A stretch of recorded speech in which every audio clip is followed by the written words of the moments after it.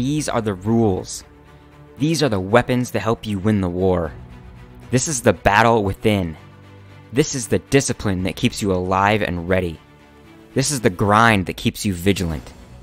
Far from weakness and in control of becoming the legend you see in the mirror. This is how we dominate and keep control on the front lines. This is the Kreed standard.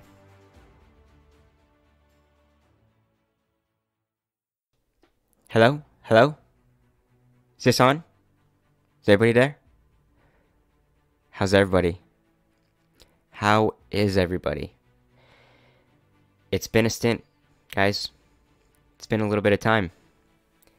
And I'm here to apologize with all of my heart, because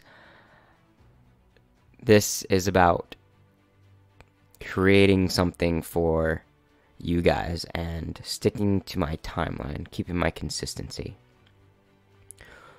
Or this is about me enjoying the hell out of talking into a mic, and maybe it is about me, but maybe you guys get something out of it.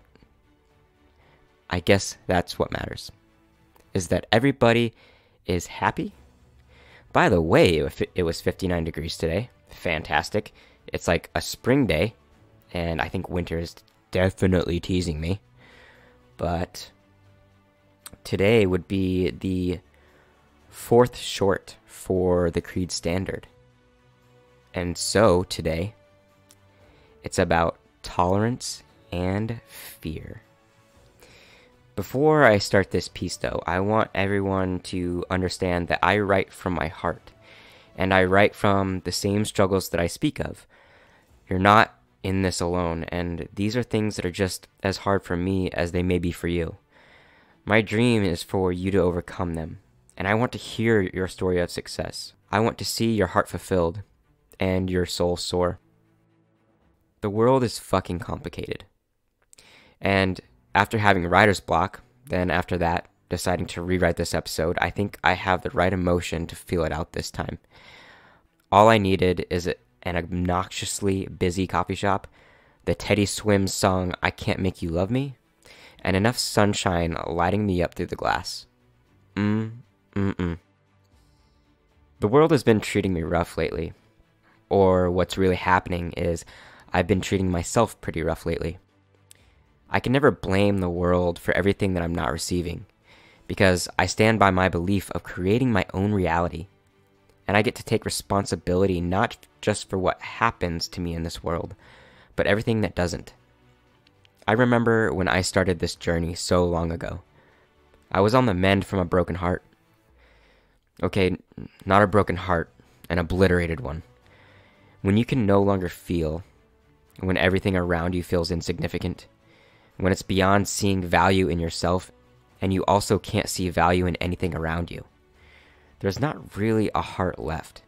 It's more of an empty case that once held something so important to your being, something so important to your life sustainment.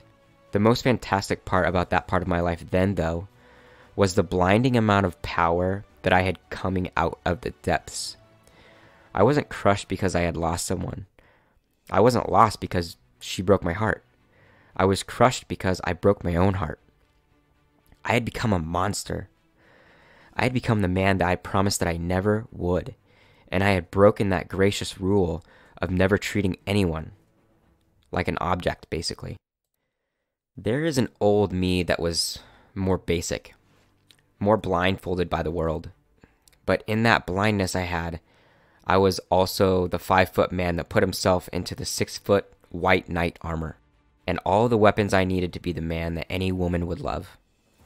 My heart was built around kindness and respect, chivalry, honor, integrity, and the high hopes of true love. I know it sounds a little funny, but I bought all the gifts, I wrote the notes, and left them on the car. I picked the wildflowers and whispered the sweet nothings. I was the Hobbit version of the perfect man. Or at least that's what I thought I was being.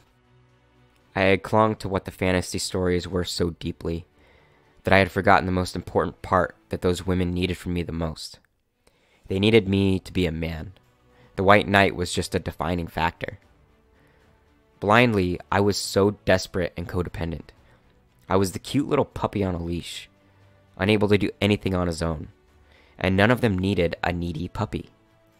But really, this is a story for a different time. Let's stay focused, yeah?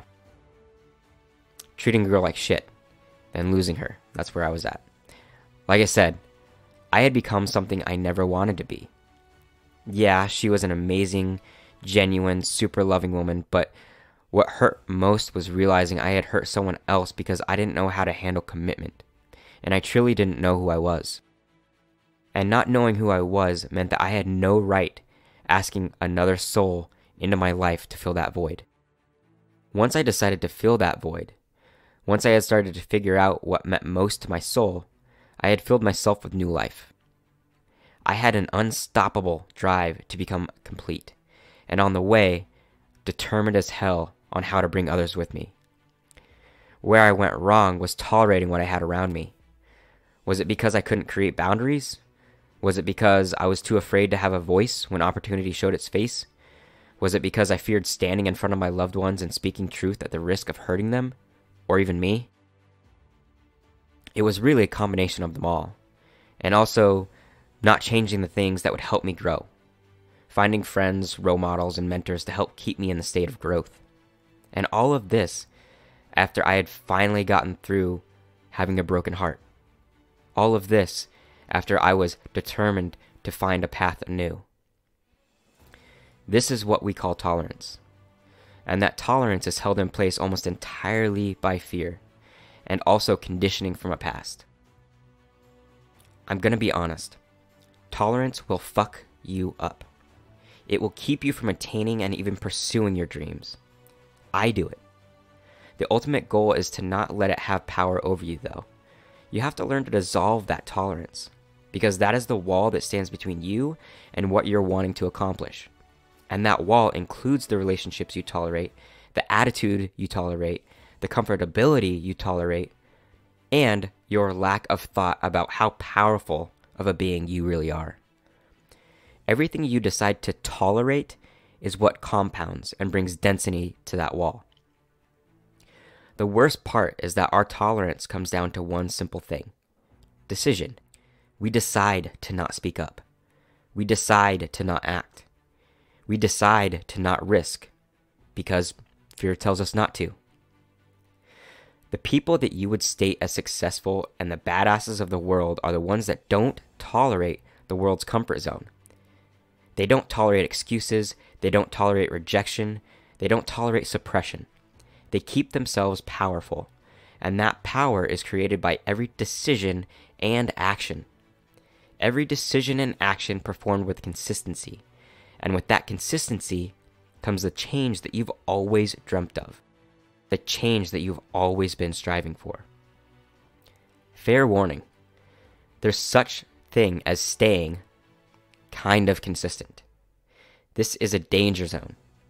So are you going to be a maverick?